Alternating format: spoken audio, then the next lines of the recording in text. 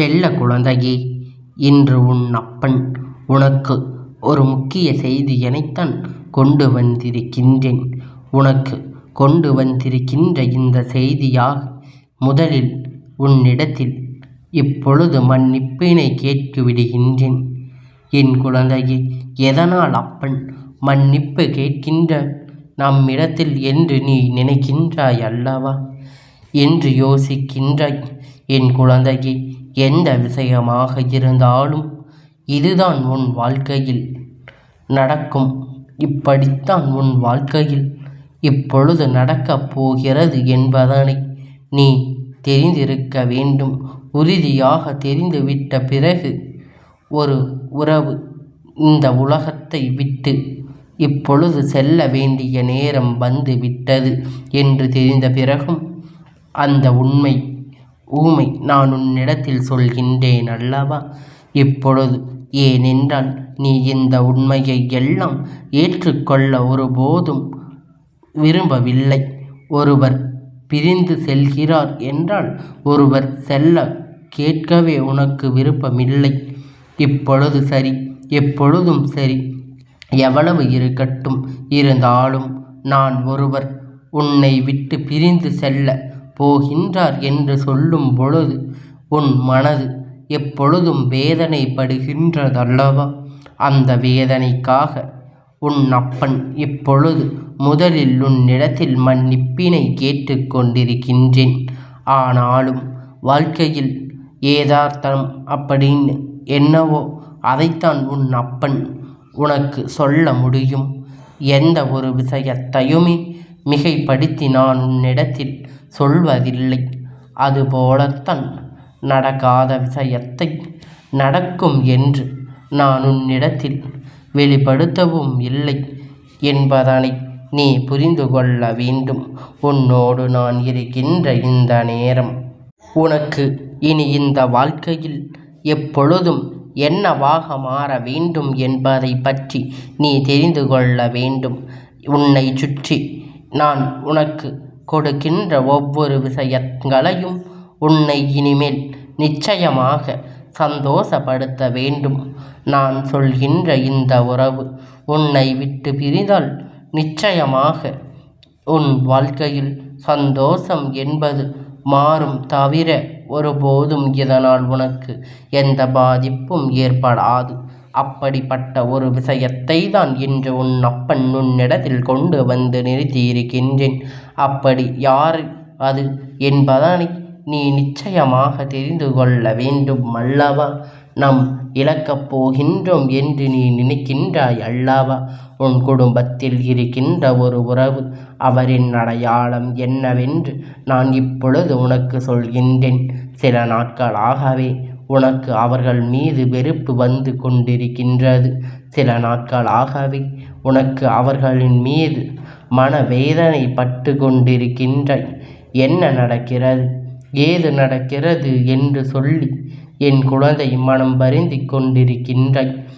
உன்னோடு நான் இருக்கின்ற இந்த நேரங்கள் அத்தனையும் இனி உனக்காக என்ன கொடுக்க வேண்டும் என்பதனை சரியாக உனக்கு தெளிவுபடுத்தி எந்த நேரத்திலும் இந்த வாழ்க்கை உன்னுடையதாக்கிவிட வேண்டும் என்பதுதான் இந்த அப்பனின் விருப்பம். உன் குடும்பத்தில் இருக்கின்ற ஒருவரின் குணத்தினால் ஒட்டுமொத்த குடும்பத்திற்கு கெட்டது நடக்கிறது. அதனால்தான் இன்று இந்த அப்பன் அவர்கள் செய்கின்ற ஒவ்வொரு தவறுக்கு முற்றுப்புள்ளி வைத்துவிட வேண்டும் என்று வந்திருக்கின்றேன். சொல்வதையெல்லாம் செய்துவிட்டு ஒன்றும் தெரியாதது போல நாடகமாடிக்கொண்டிருக்கின்றார்கள். நாம் யார் செய்கிறோம், நாம் செய்கின்ற இது போன்ற விஷயம் எல்லாம் யாரை பாதிக்கும் என்று கூட இவர்களுக்கு தெரியவில்லை. இந்த விஷயம் யாரை பாதிப்பிற்கு உள்ளாக்கும் வேண்டும், அவர்களை பாதிக்குமா என்பது கூட அவர்களுக்கு தெரியவில்லை. ஏனென்றால் இவர்கள் பேச்சை கேட்டு தலையாட்டி கொண்டிருக்கின்றார்கள் அல்லவா? அவர்களுக்கு எந்த பாதிப்பு கொடுக்கவில்லை. ஆனால் இவர்கள் சொல்வது தவறு, இவர்கள் செய்தது தவறு என்று எந்த ஒரு விஷயத்தையும் அவர்கள் சுட்டி காட்டுகின்றதோ அவர்களுக்காக இவர்கள் காயப்படுகிறார்கள். அவர்களுக்கு தான் வேதனை எஞ்சி நிற்கின்றது. அதனால்தான் எதையுமே முன்கூட்டி நீ புரிந்து கொண்டு அதற்கு ஏற்றது போல எப்பொழுதும் சரியாக இருந்து விட்டாலே அதுவே போதும். இனிமேல் எதற்கும் என் குழந்தை நீ கலங்காதே. அப்பன் இவர்கள் செய்கின்ற விஷயங்களை சொன்னேன். நிச்சயமாக நீயே அவர்களை வெறுத்து விடுவாய். ஏனென்றால் உனக்கு தெரிந்தது எல்லாம் பாதிதான். இந்த அப்பன் நான் அறிந்தது அத்தனை அல்லவா? இந்த அப்பனுக்கு தெரிந்த அத்தனை விஷயத்தையும் நான் உனக்கு சொல்லிவிட வேண்டும் வந்திருக்கின்றேன். இந்த அப்பனுக்கு தெரிந்த அத்தனை உண்மைகளையும் உன்னிடத்தில் சொல்லிவிட வேண்டும் என்று நான் முன் முடிவெடுத்து விட்ட பிறகு வந்திருக்கின்றேன். இனிமேல் என் குழந்தையை எதற்கும் கலங்கிவிடக்கூடாது. எந்த சூழ்நிலையிலும் வருத்தப்பட்டு கொண்டிருக்காதே. உன்னோடு அப்பன் இருக்கின்ற நேரம் இவர்களின் அடையாளம் இவர்களை உன் வாழ்க்கையில் இருந்து நான் வெளிப்படுத்துவதற்கான காரணத்தை நீ தெரிந்து கொள்ள வேண்டும். என் குழந்தையே, ஒன்று, இவர்கள் இதற்கு முன்பு இந்த உலகத்தை விட்டு சென்றிருப்பார் அல்லது இனிமேல் செல்ல போகிறார். யார் என்று அடையாளம் சொல்கின்றேன், கவனமாக கேள். உன் குடும்பத்தில் இருக்கின்ற சற்று வயதான ஒருவர். இப்பொழுது இவர் மிகுந்த வயது என்று சொல்லிவிட முடியாது. அதே நேரத்தில் இளமை என்று சொல்லிவிடவும் முடியாது. தடுமாறவில்லை, ஆனால் தடுமாற்றத்திற்குரிய கால நேரம் கூடி வந்து விட்டது. இப்பேற்பட்ட ஒரு வயதிற்கு இருக்கக்கூடிய ஒருவர் இப்பொழுது அடுத்தவர்களுக்கு எப்பொழுதும் நல்ல ஒரு வார்த்தைகளை சொன்னதே கிடையாது. என்ன நடந்தாலும் எப்பொழுதும் தீய வார்த்தைகளை மட்டுமே இவர்கள் பிரயோகித்து கொண்டு, தீய வார்த்தைகளை மட்டும்தான் இவர்கள் பேசிக்கொண்டு, யார் இவர்கள் ஒரு காரியத்தை தொடங்குவதற்காக சொன்னாலும் இதுவெல்லாம் எங்கே உருப்பட போகிறது என்று சட்டென்று ஒரு குறு வார்த்தையை முடிவித்து விடுகிறார்கள். எந்த செயலையும் முன் குடும்பத்தில் இருக்கின்ற நல்ல ஒரு செயலையும் எடுத்து முன் வந்து அந்த செயலை செய்வதற்கு இவர்கள் அனுமதிப்பதில்லை. இதுவெல்லாம் உருப்படாது. இந்த காரியத்தை செய்தால் எங்கே நல்லது நடக்கும்? எப்பொழுது பணம் பணம் என்று பணம் யோகத்திருக்கின்ற ஒருவர் பணத்தை கொடுத்தால் அவர்களிடம் நல்லபடியாக பேசுவர். பணத்தை கொடுக்கவில்லை என்றால் அவர்களை ஒதுக்கி வைத்து விடுவார்கள். இது மட்டுமா? எத்தனை பேர் கண்ணீருக்கு காரணமாக இருக்கின்றார். அது உன் குடும்பத்திலும் அதிகமாக நடக்கின்றது. குறிப்பாக உனக்கு வாழ்க்கையில் நிறைய பாதிப்புகளை எல்லாம் கொடுக்கின்றது. அப்படி இருக்கும் பொழுது இது போன்ற செயல்களில் ஈடுபடுகின்ற ஒருவரை நாம் எப்படி முடிக்கும் என்று இவர்களை எல்லாம் நம்பி வைக்க முடியும் என்பதனை நீ புரிந்து கொள்ள வேண்டும் அல்லவா? எப்பொழுதும் இவர்கள் அடுத்தவர்களை சொல்வதையெல்லாம் அவர்கள் கேட்டுக்கொண்டு கவலைப்பட்டு கொண்டிருக்கின்றார்கள் அல்லவா? அதனால் எப்படி நம்ப முடியும்? இவர்கள் எல்லாம் நம்பி எந்த விஷயத்தையும் இங்கு செய்ய முடியாது. என்ன நடந்தாலும் எது வந்தாலும் இந்த வாழ்க்கை உன்னோடு நான் இருந்து உனக்கு கொடுக்கக்கூடிய ஒட்டுமொத்த ரகசியங்களையும் நீ ஒரு சேர தெரிந்து கொள்ள வேண்டும். அப்பன் சொல்லில் ஏதோ ஒரு தவறு இருக்கின்றதா? என் குழந்தையே, எப்பொழுதும் வாயிலிருந்து வருகின்ற வார்த்தை, வாயிலிருந்து சொல்கின்ற வார்த்தை ஒவ்வொன்றுமே மனதிற்கு வேதனையைத்தான் கொடுக்கின்றது. மனதிற்கு மிகுந்த துன்பத்தை தான் கொடுக்கின்றது. அத்தனை விஷயங்களையும் ஒரு சேர நாம் பெற்றுக்கொள்ள வேண்டும் என்று நினைப்பது உண்மை என்றால் அத்தனை விஷயத்தையும் நாம் இந்த வாழ்க்கையில் மாற்ற வேண்டும் என்று நினைப்பது உண்மை என்றால் நிச்சயமாக இவர்கள் இந்த உலகத்தை விட்டு நிரந்தரமாக இப்பொழுது செல்ல வேண்டும். சரி, அவர்கள் தவறு செய்கிறார்கள் என்பதற்காக அவர்களை இந்த உலகத்தை விட்டு அனுப்ப முடியுமா? ஏதாவது அவர்களுக்கு புத்திமதியினை சொல்லி அப்பன் அவர்களை நல்வழிப்படுத்திவிடக்கூடாதா என்று நீ கேட்கலாம். என் குழந்தையே, இப்பொழுது அவர்கள் இங்கிருந்து நிரந்தரமாக பிரியப் போவதற்கு வேறு யாரும் காரணம் கிடையாது. அவர்கள் மட்டும்தான். அத்தனை காரணமும் அவர்கள்தான். அத்தனை விஷயத்தை இழுத்து கொண்டிருக்கிறார்கள். அவர்கள்தான் அத்தனை மாற்றத்தையும் அவர்கள் வாழ்க்கையில் உருவாக்கி கொண்டிருக்கிறார்கள் என்பதை, என்ன நடந்தது, ஏது நடந்தது என்று என் குழந்தை நீ யோசித்து கொண்டிருக்கின்ற இந்த நேரம் அப்பன் உனக்கு தெளிவுபடுத்தி விடுகின்றேன். என் குழந்தையே, நல்ல எண்ணங்கள், நல்ல செயல்களும் நல்ல சிந்தனைகளும் வாழ்க்கையில் மற்றவர்களுக்கு நல்லது மட்டுமே நினைக்கின்றவர்கள் என்றும் இவர்கள் எல்லோரும் இந்த வாழ்க்கையில் இன்னும் எதையும் சாதிக்க முடியும் என்று நின்று கொண்டிருக்கின்றார்கள். நிச்சயமாக அவர்களுக்கு பல வழிகளில் பலவிதமான நன்மைதான் செய்து கொடுக்கும் கொண்டுதான் இருக்கும். ஆனால் ஏதோ ஒரு நேரத்தில் இது போன்ற முழுக்க கெடுதலை மட்டும் மற்றவருக்கு நினைக்கும் பொழுது முழுக்க வாழ்க்கையில் கெடுதலை ஒற்றை தன்னுடைய குறிக்கோளாக கொண்டு இன்னொருவருக்கு செய்யும் பொழுது அதனை நாம் நிச்சயமாக தடுத்து நிறுத்திவிட வேண்டும். அத்தனையும் நம் நிச்சயமாக என்னவென்று கவனிக்கத்தானே வேண்டும். எவ்வளவு புத்திமதியை கொடுத்தாயிற்று, எவ்வளவோ நல்ல பாதைகளை காண்பித்தாயிற்று. ஆனால் இவர்கள் திரும்பிய பாடில்லை. ஆனால் இவர்கள் இதையெல்லாம் எண்ணி தன் மனதை திருத்தியதாக ஒருபோதும் தெரியவில்லையே.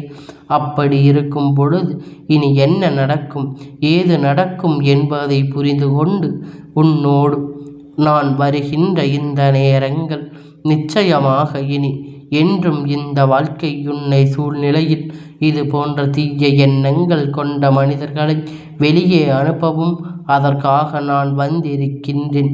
என் குழந்தையை, நினைக்கலாம் அப்பன் அவர்களுக்கு தான் வயதாகிறது என்று சொல்கிறாரே, அப்படியானால் அவர்கள் செய்வதை செய்துவிட்டு போகட்டும், இதனால் நமக்கென்ன கஷ்டம் என்று நீ நினைக்கலாம்.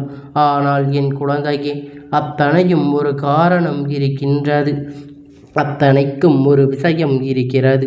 இவர்கள் செய்கின்ற இந்த பாவம் அத்தனையும் உன் சந்ததியை அல்லவா வேதனைப்படுத்தி கொண்டிருக்கின்றது.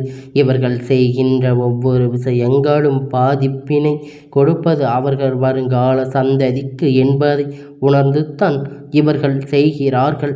இதனால் நாம் சந்தித்தது பெரிய குழந்தைகள் முலை சிறிய குழந்தை வரை இதற்கு வேலையை அனுபவிக்க வேண்டிய நிலை வருமே.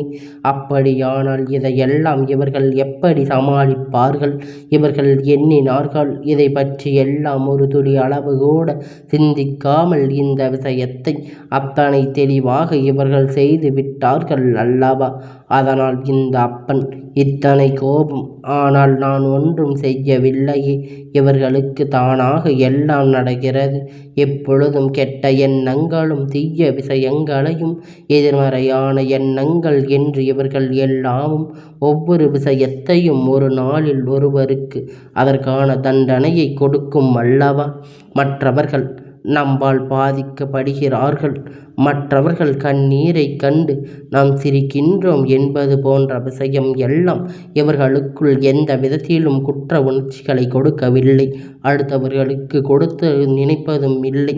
அதை பற்றி மட்டும் யோசித்து அடுத்தவர்களின் வாழ்க்கையில் எப்படி அளிப்பது என்பதை பற்றி மட்டுமே சிந்தித்து எப்பொழுதும் நம் எதனால் இதையெல்லாம் நடக்கிறது என்று யோசிக்காமல் விட்டும் எதனால் இந்த வாழ்க்கை இது போன்ற விஷயங்கள் உனக்கு தீமைகளை தந்து கொண்டிருக்கிறது என்பதையெல்லாம் நம் அத்தனை காரணம் அவர்களைத்தான். இவர்கள் ஏற்கனவே மனநோய் வந்து விட்டது. எப்பொழுதும் கெடுதல், கஷ்டமும் துன்பமும் வேதனையும் என்று இது போன்ற வார்த்தைகளை பற்றி மட்டுமே பிரயோகித்து கொண்டிருக்கின்றார்கள். நிச்சயமாக இது போன்ற இந்த மனிதர்கள் செய்த விஷயத்தை எல்லாம் நிறுத்திவிட்டு உன்னை நான் நிச்சயமாக என் வழிக்கு கொண்டு வருவதற்காகத்தான் சிலர் தன் வாழ்க்கையில் பல விஷயத்தை கெடுதலும் செய்து கொண்டிருக்கின்றார்கள்.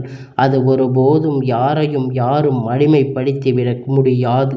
அப்படி நினைத்தோமானால் தெய்வத்தின் கைகளால் அவர்களுக்கு தண்டனை நிச்சயமாக கிடைக்கும். அதில் எந்த ஒரு மாற்று கருத்தும் கிடையாது. இந்த வகையில் உன் அப்பன் நான் சொன்னது போல இது போன்ற தீய எண்ணங்களை கொண்டிருக்கின்ற கெடுதல் விஷயங்களை செய்ய வேண்டும் என்று நினைக்கின்றவர்கள் இந்த வாழ்க்கையில் உண்மையாக பல நல்ல விஷயத்தை விட்டார்கள் என்பதை நீ மறந்து விடாதே.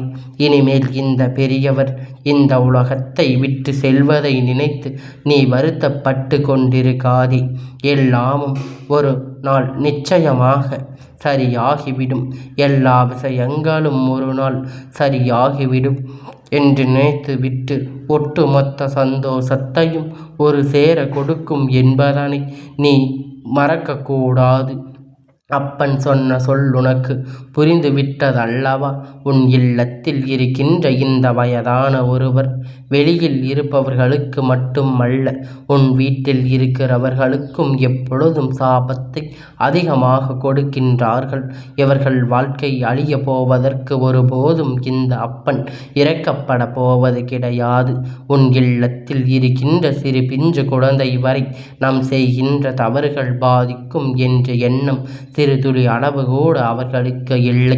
அதனால் அவர்கள் இருப்பதை விட போவதே மேல் என்றுதான் உன் அப்பன் நானும் இப்பொழுது எண்ணுகின்றேன். என் தங்கமி, இந்த அப்பனுடைய ஆசீர்வாதங்கள் என்றென்றைக்கும் உனக்கு முழுமையாக கிடைத்து கொண்டே இருக்கும்.